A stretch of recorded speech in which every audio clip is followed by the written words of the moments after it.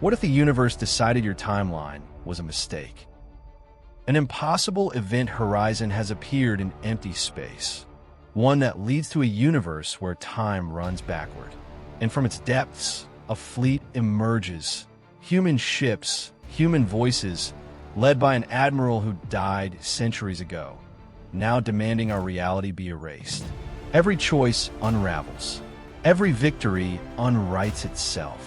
And if the wrong timeline collapses, both universes die.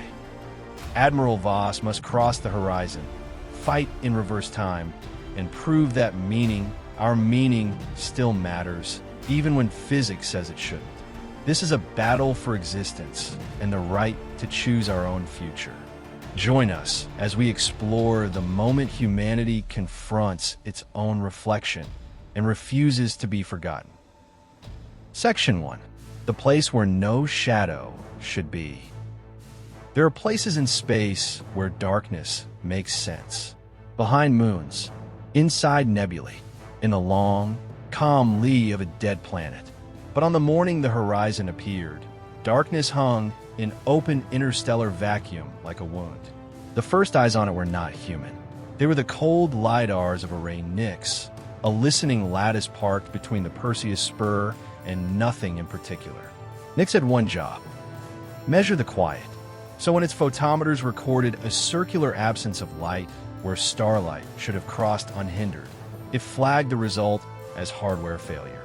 Then it flagged it again and again. The anomaly was perfect, a black disk 200 kilometers wide, so sharply edged that the background stars looked sliced clean in half. No X-ray bloom, no accretion glow, no mass signature to match a black hole. Gravity meters read only a mild lensing pull, like a body too small to own an event horizon at all. Nix rotated, widened its sweep, and fed the readings to Earth. The signal arrived 8 minutes later with a second, quieter shock hidden in the timestamps. The data was dated 3 minutes before it was sent. At first, Mission Control laughed at the glitch. Then every backup clock in the chain disagreed in a different direction. Within an hour, a probe was launched from the nearest relay ship, a cheap disposable cylinder wrapped in sensors. It approached the disk at a cautious vector, beaming a steady ping. The pings did not slow. They did not redshift. They simply vanished at the edge as if swallowed by geometry.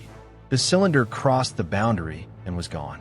6 seconds later, Nix detected a new object 80,000 kilometers above the disk on a trajectory that made no physical sense.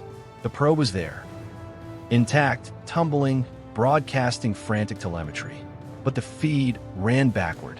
Thruster firings appeared before their commands. A pressure spike unspiked.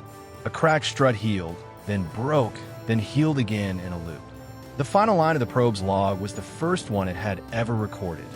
Launch confirmed. When the scientists rewound and replayed the stream, nausea went around the room like a shared illness. The laws were not bent. They were inverted. The disk expanded by 12 meters while they watched. By dusk, the UN Space Council had convened an emergency session. By midnight, Fleet Command had issued a single sentence that would become the spine of this case file. An event horizon has formed where no black hole exists. Containment is mandatory. Understanding is survival. At the rim of the disk, light did not fall so much as refuse to return, and humanity listened there. Please do press that like button if you have enjoyed this story so far. That would mean a lot to me. Now back to the story. Section 2. Case File Orders. By the time Admiral Voss reached Helios Dock, the contradiction had a name, a perimeter, and a list of losses nobody wanted to call losses yet. Helios was a shipyard the size of a city, ringed around a slow asteroid. It built cruisers, labs, and the quiet machines that kept the human line alive. Voss stepped off the shuttle into a corridor that smelled of metal dust and coffee. Every wall showed the same thing. A black circle in a starfield, annotated in nervous red. In the command amphitheater, fleet science, council liaisons, and the captains of 7 warships waited. A hologram bloomed above the table. The disk hung there like a silent mouth. Its edge pulsed, a slow heartbeat of expansion. Radius increase, the AI observer said, 5.2 centimeters per second. Doubling time, 96 days. Gravity profile? Voss asked. Non-conforming. Lensing without mass. Hawking radiation absent. Signature indicates boundary phenomenon, not a singularity. A scientist with tired eyes spoke up. Ma'am, we've never seen a stable horizon without a black hole.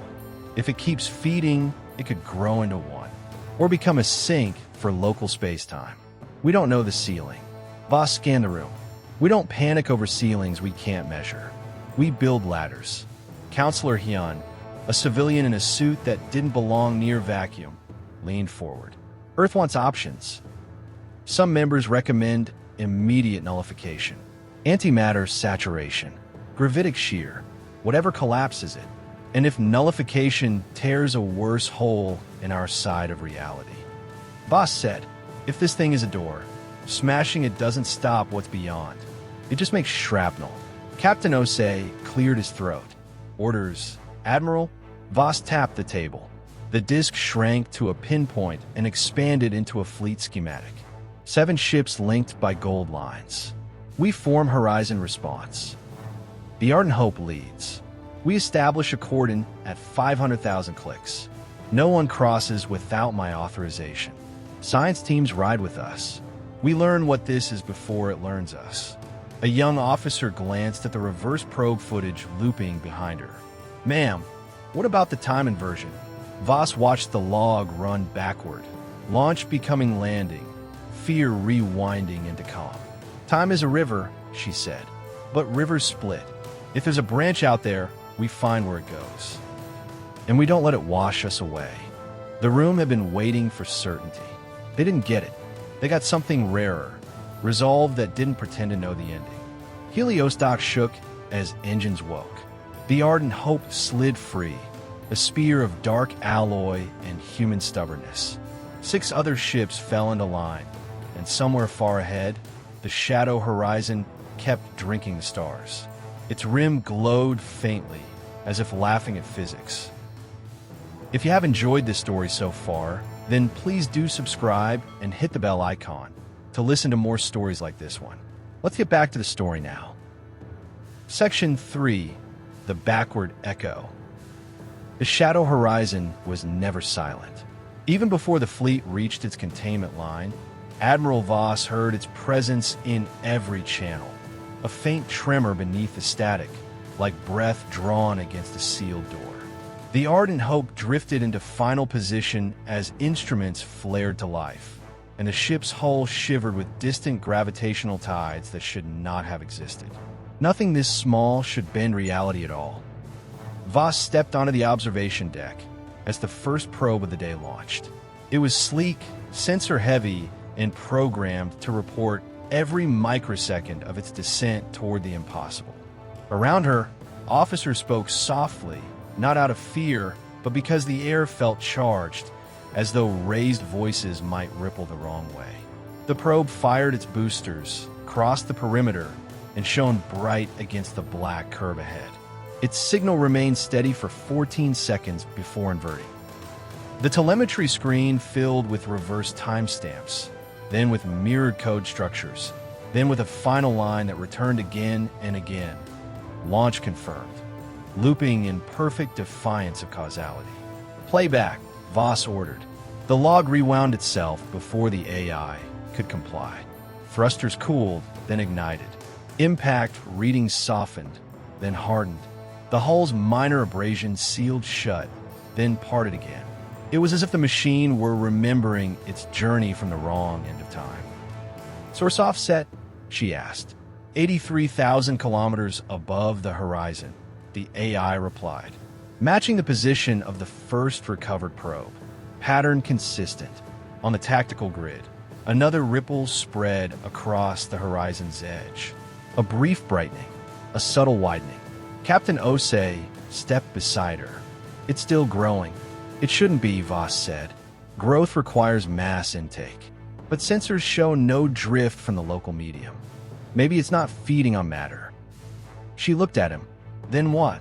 Before he could answer, a second probe appeared on long-range scan, unlaunched, uncommanded. Its signature matched one of their own models, but older, scarred, warped by radiation patterns they didn't use anymore. It tumbled through space, broadcasting a distress signal that had not yet been sent. Mayday, system breach, holding course. Mayday. Origin. Voss asked. Same offset, the AI said. Admiral. It came from the other side. The bridge fell silent as the meaning struck each mind at once. The horizon wasn't just reflecting their probes. It was sending back things that had never belonged to their world. Things shaped like their designs, but wrong in the quiet ways time carves into machines. Prepare a third probe, Voss said. Full spectrum scan. Priority return path. Osei hesitated. Ma'am, what if the next one isn't ours either? Voss kept her eyes on the dark disk ahead. The horizon pulsed again, slow, deliberate, almost like breathing. Then, she said, we learn what's breathing back. Section 4. Ghost ships at the rim. The first shapes emerged from the shadow horizon without sound, without radiation, and without anything that resembled a physical transition. One moment the rim was smooth and unbroken. The next, silhouettes peeled from its surface like shadows, remembering they once were metal. Admiral Voss watched from the Ardent Hope's command deck as the tactical grid filled with unfamiliar friend or foe signatures. Unfamiliar only because the computers refused to classify them as hostile or allied. The shapes matched Terran hull schematics. Every line, every curve, every weapon mount, and yet none of those ships existed. Contact multiplying, Captain Osei said, leaning over the display. 7 vessels. No, 9. Their drive signatures are inverted. Power plants radiating backward along the vector. That's impossible, a technician whispered. Add it to the list, Voss replied. The nearest ship drifted clear of the horizon's rim. It was unmistakably a dreadnought Mark II, but aged far beyond any surviving specimen. Hull plates bore patterns of heat scoring that seemed to unburn as they rotated, revealing fractures that sealed themselves before breaking again. Human markings adorned the armor, Terran glyphs, fleet numbers, warning stripes. Yet all of them flickered in patterns that implied they were being written in reverse. Are we receiving transmissions? Voss asked. The AI answered. Yes. Origin, forward of the horizon boundary. But content appears temporally inverted. Attempting reconstruction, static filled the channel. Then a voice emerged, calm, steady, unmistakably human. The pitch wavered as the AI corrected the time direction. Fleet Ardent, respond. This is the Mirror Valor requesting synchronization. You have entered airspace. Only one line may continue. Osei froze. Mirror Valor? That ship was decommissioned a century ago. No, said Voss softly. It was lost. Missing in deep survey. Never recovered. The voice returned, clearer. Terran command, stand down. Reality drift has exceeded tolerance. Forward time must be corrected. Hold position. Your erasure will be swift. Weapons officers glanced up in stunned silence. The dreadnoughts ahead did not arm their guns. They simply waited, as though the outcome were already known. Message content is not a threat in their context, the AI added. Based on syntax, it is an instruction. They believe this resolution is inevitable. Voss stepped closer to the viewport. The mirror ships hovered with eerie stillness, their movements reversing and re-reversing as though the universe couldn't decide which moment belonged to them. What are they waiting for? Osei asked. For us, Voss said. For our reaction. For the moment they think we choose wrong. She straightened. Open a channel. Full bandwidth. It may provoke them, Osei warned. It may also teach us something. The horizon pulsed again, and every ghost ship turned toward the Ardent Hope as if listening. Transmit, Voss ordered. Let's see what our shadows have to say. Section 5. Admiral of the Dead. When the channel opened, the bridge felt colder, as if the vacuum outside had slipped through the hull to listen with them. The voice that answered was unmistakably human, steady in tone, deliberate in cadence, and wrapped in the strange texture of reverse time that the AI strained to smooth.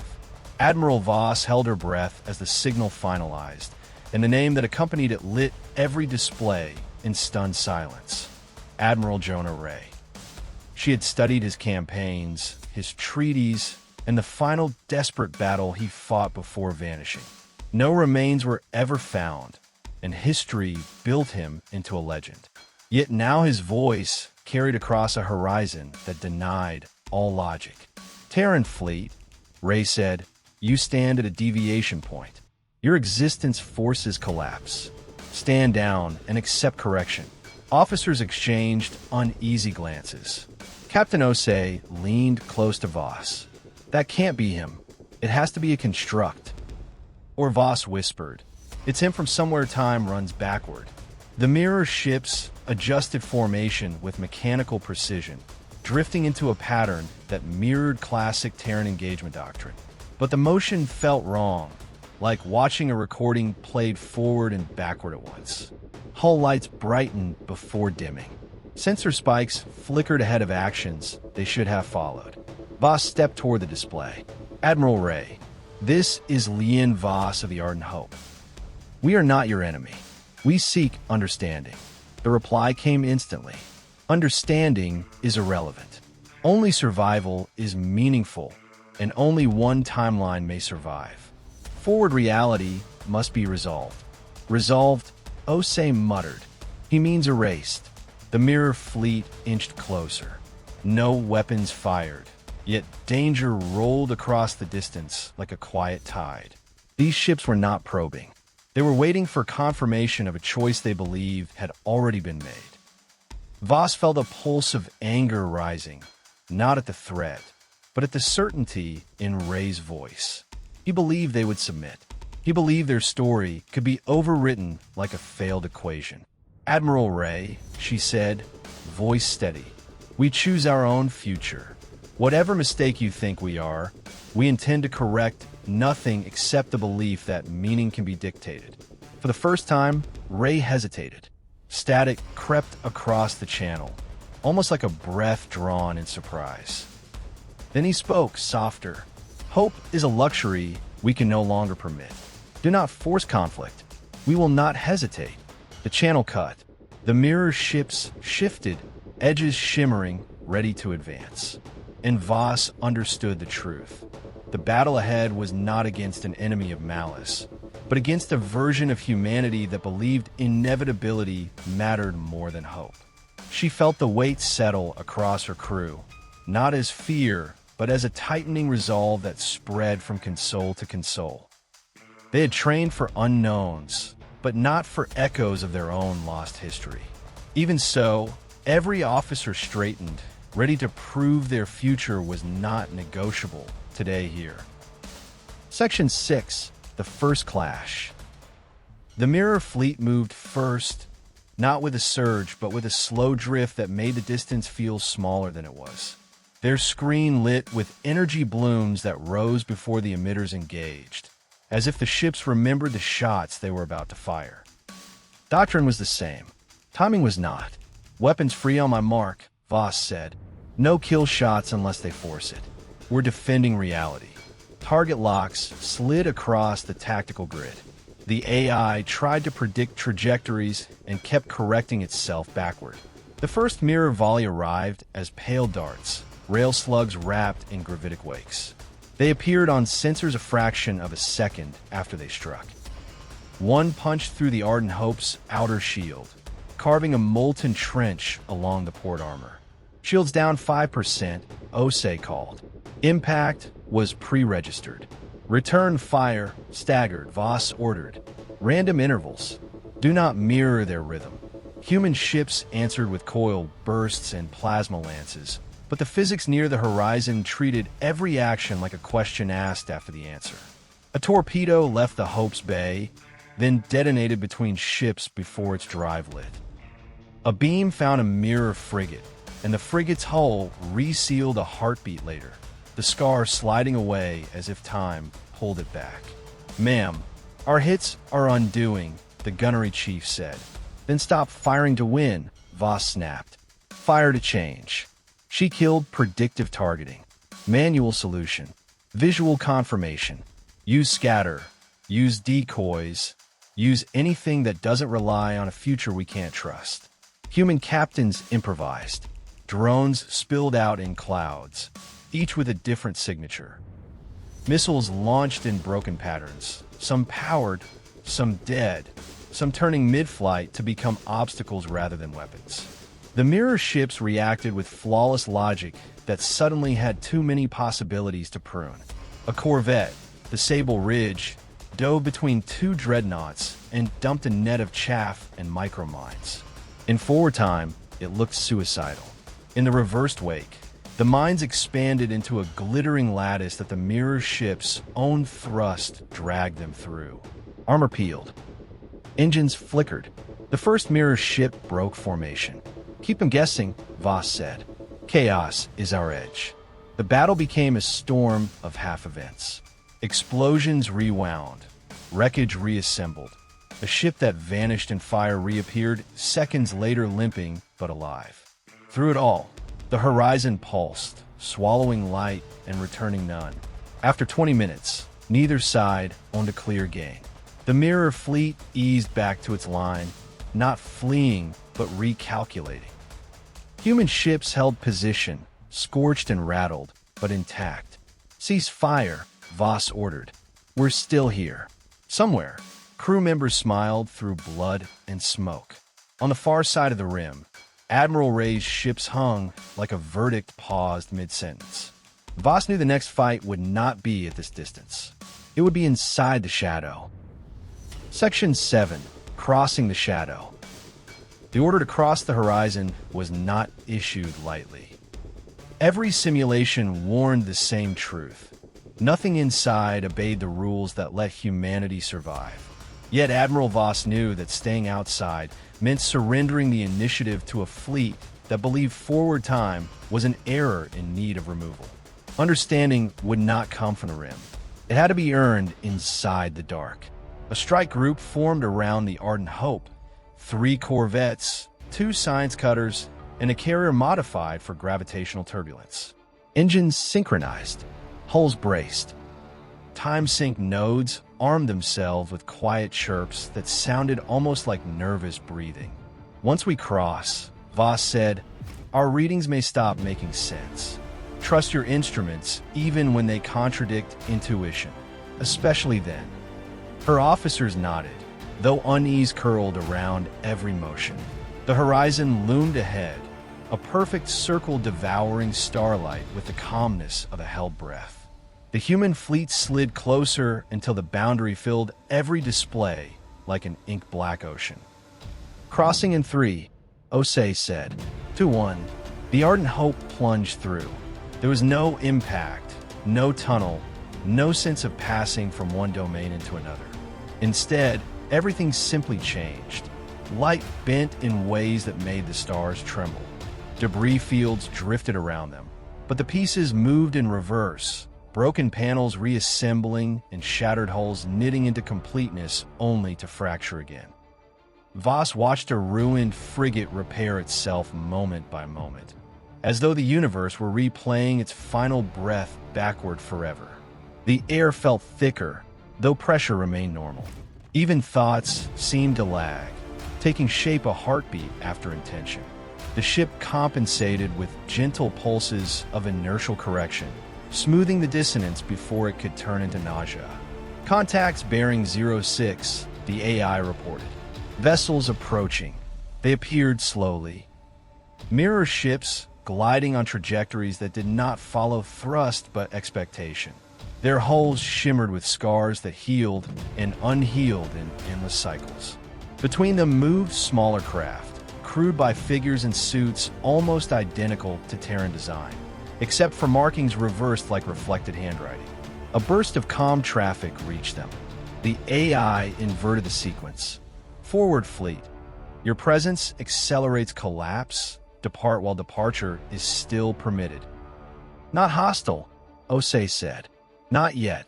Not certain what we are, Voss replied.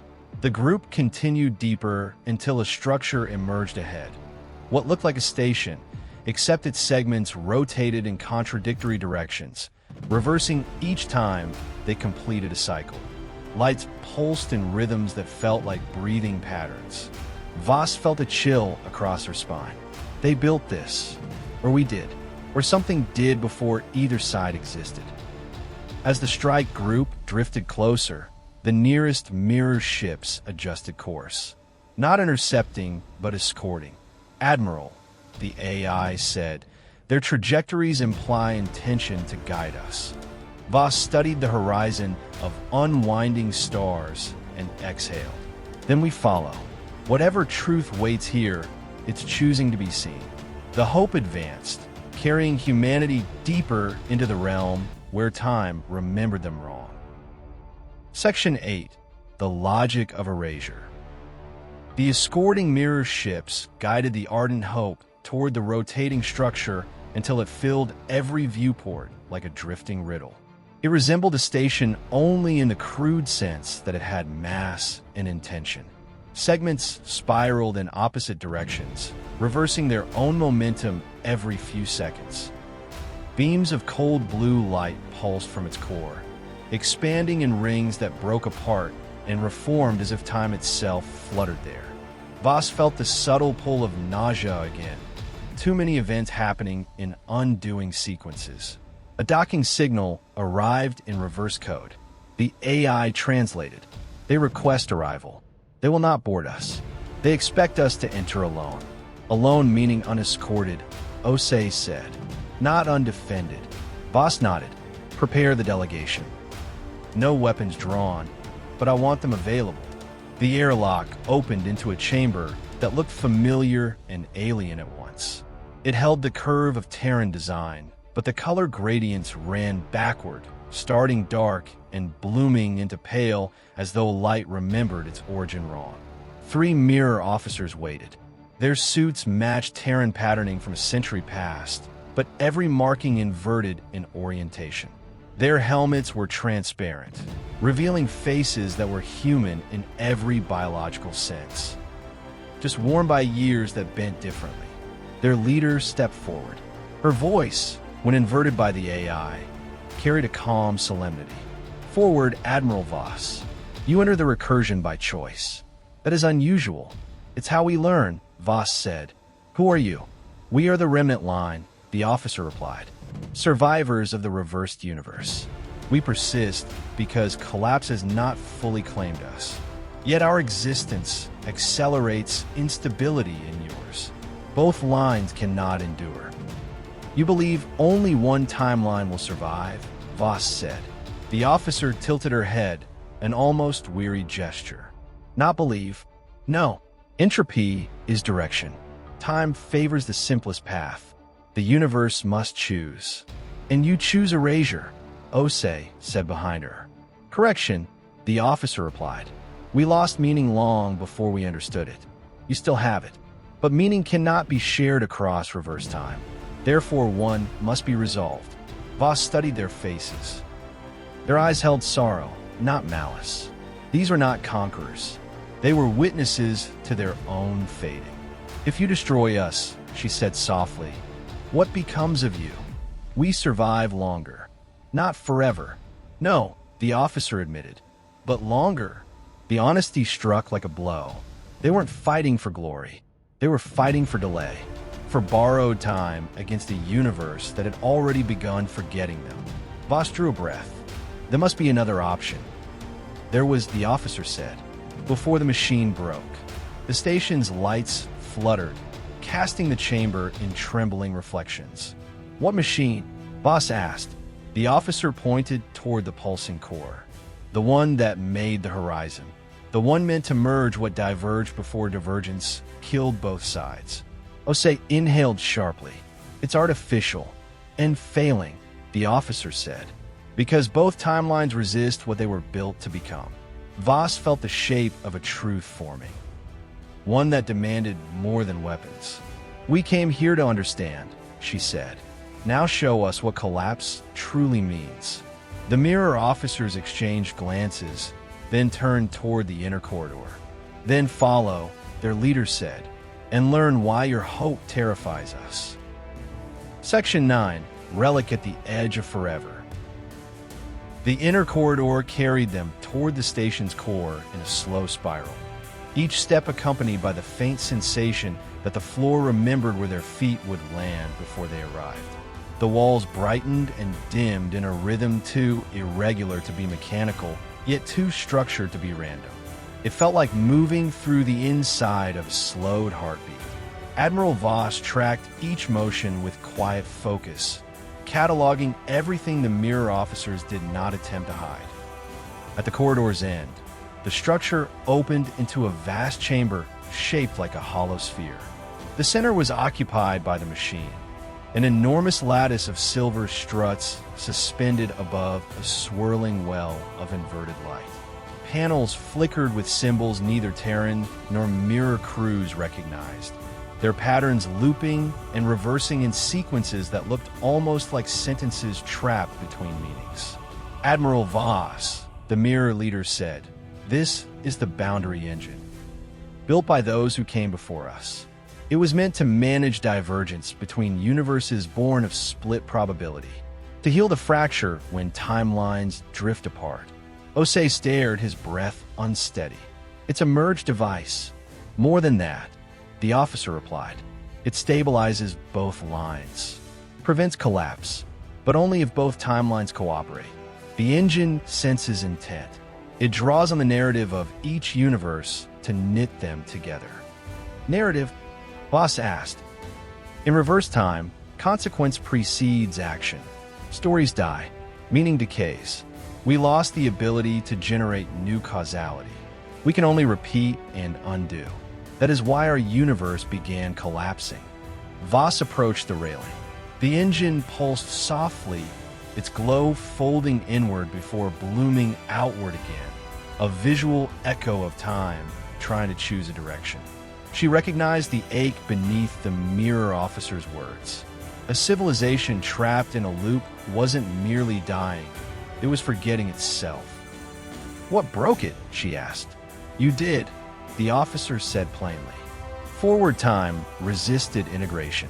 Your unpredictability, your refusal to adhere to deterministic paths, disrupted the merge process. The engine interpreted your divergence as threat. Because we choose," Voss murmured. "Because you create outcomes without precedent," the officer corrected.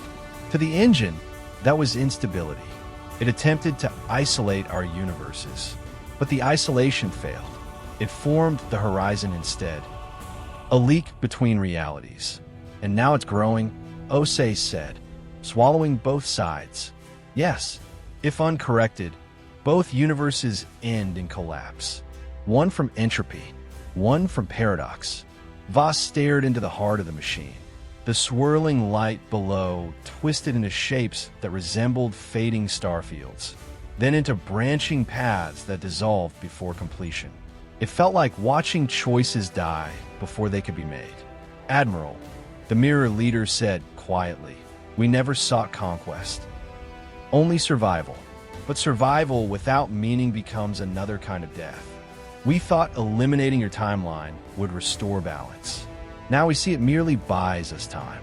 Voss turned, "Then help us find another way." The officer hesitated, as if relearning the idea of hope. There is something the engine responds to, something it cannot predict. "What?" Voss asked. "Faith," the officer said. "Not in prophecy, in possibility." Voss exhaled. "Then we give it what it's missing." The chamber trembled as if the engine had overheard. Section 10.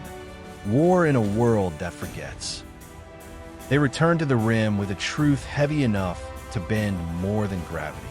The boundary engine was dying, and in its fever it was trying to choose a single timeline to save itself.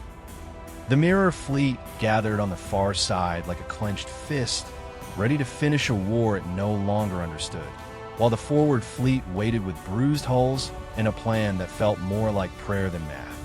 Admiral Voss stood on the Ardent Hope's bridge and watched both skies at once. The normal starfield ahead, and an inverted shimmer behind the horizon where ships drifted as if pulled by memory. "We don't win by breaking them," she told her captains. "We win by teaching the engine a new story." The second battle began without a clear first shot.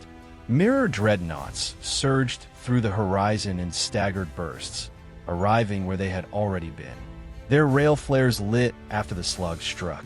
Two human frigates buckled, then unbuckled as their own evasive burns happened late. The tactical board became a tangle of effects, searching for causes. "Forget prediction," Voss said. "Make the future unusable." Human ships split into asymmetric pairs. One would charge into range, broadcasting a bright, obvious intent. The other would drift silent, engines cold, letting the mirror sensors lock on a target that was already leaving. Decoy drones fired shots that would miss on purpose, not to hit, but to make the mirror gunners adjust for a correction that never came. A corvette rolled through a cloud of its own shattered armor plates. In forward time, it looked like debris. In reverse time, those plates knit into a sudden shield wall that caught a mirror volley before it was fired. The mirror ship recoiled, not from damage, but from surprise. Surprise spread.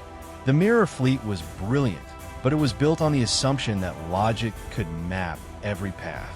Humanity kept building new paths faster than logic could follow. On the science cutter Caldera, Dr. Imani Patel watched her equations unravel on live feed. "The engine is reacting," she said, voice tight. "Our randomness is forcing it to reevaluate. It can't resolve a timeline that won't sit still." Beside her, a wounded crewman laughed once, breathless. "So we keep moving." Voss heard it over the intership link and felt something fierce rise in her chest. Not rage, purpose. Even if time erases the proof, the choice still counts. Always. Across the rim, explosions bloomed and then retreated into silence. Ships died and then reappeared to die in another order. Every victory wanted to undo itself. Voss leaned into the contradiction, ordering maneuvers that only made sense if time tried to rewind them. She seeded the battlefield with actions that became traps only when reversed. "Hold the line," she said softly, "until Rey must see what we see." The horizon shuddered, as if listening to the war's chaos, and for a moment its edge dimmed, confused but not yet convinced. Section 11. The Faith Gambit. Admiral Voss had known since the first shot that firepower alone could not win a battle where every cause unraveled into its own effect. But she also knew something the Mirror Fleet had forgotten. Meaning mattered even when the universe tried to erase it.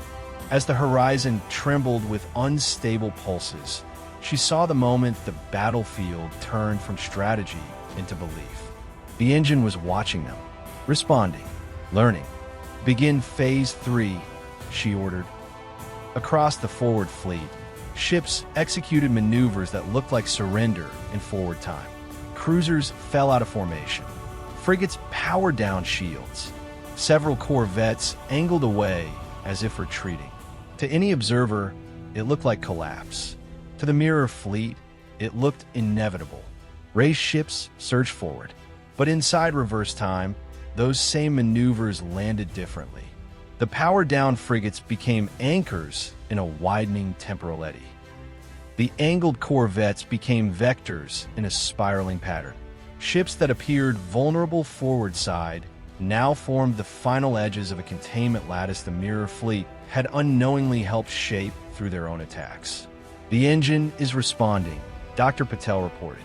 "Your pattern is stabilizing both timelines.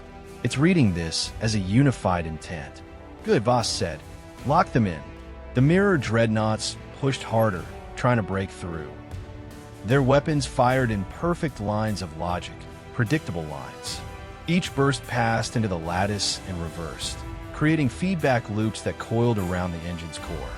What should have been victory became a trap defined by their own certainty. A signal flared from Rey's flagship. "Voss," His voice crackled. You cannot win. This only delays the collapse. Maybe, she answered, but delay isn't defeat, and meaning isn't measured by duration. Static surged. For a long moment, Rey said nothing. Then, quietly, why fight for a future that will forget you? Because we remember ourselves, Voss replied. And because your people deserve a story that doesn't end in erasure. The engine flared, brighter than before. The horizon narrowed, its edge sharpening like a sealed wound choosing to heal. The mirror fleet struggled against the containment pattern, but the more they fought, the more the lattice reinforced. On every channel, human voices rose. Not cheering, not gloating, but steady with resolve. They held the line not through fire, but through faith in possibility. The horizon folded inward, and Rey finally understood. Section 12, Two Skies, One Meaning. The battlefield went quiet in a way no ceasefire had ever produced. Weapons fell cold, not because either side had run out, but because the horizon itself was changing the rules under them. The black disk contracted, slow at first, then with gathering confidence, like a throat deciding to stop swallowing. Around it, light began to return in thin, trembling lines. Admiral Rey's flagship drifted at the center of the mirror formation. Its guns remained charged, yet none of them fired. On Voss's screen, his face appeared again, older than any archive, eyes carrying the weight of a century lived backward. We were wrong, he said. Erasure would have been mercy only for our fear. Voss let the words settle. You weren't wrong to want to live, she answered, only to think life needed one winner. Behind Rey, mirror ships slowly powered down, their perfect lines softening into human hesitation. Some had been built in decades that had not yet happened here. Some bore names Voss only knew from memorials. Seeing them stand down felt like watching history exhale. Dr. Patel's voice cut through the hush. Engine output stabilizing. It's locking into dual timeline equilibrium. The lattice is holding. If it completes the cycle, the horizon becomes a controlled boundary, not a breach. Then we complete it, Voss said. All ships sync to the engine's pulse. Match it, don't fight it. Forward and mirror fleets complied together. Drives flared in harmonized bursts, not to attack, but to sing the same intent into space-time. The engine brightened, its lattice smoothing into a clear geometry. The horizon shrank to a ring, then to a doorway of dark glass rimmed with pale fire. A final surge passed through both universes. For a heartbeat, Voss felt time slip, every choice she had ever made rising at once, then settling into a single, steady line. The stars on the far side rearranged into a mirrored sky, beautiful and strange, but no longer hostile. Rey spoke one last time. We will return to our realm, but we will remember this. Not the outcome, the meaning. Meaning is the outcome, Voss said. The gateway held. Both timelines breathed again. The shadow horizon was no longer a mouth. It was a bridge. Please do press that like button if you have enjoyed this story, and also please do subscribe and hit the bell icon to listen to more stories like this one. That would mean a real lot to me. Now go ahead and listen to your next story here.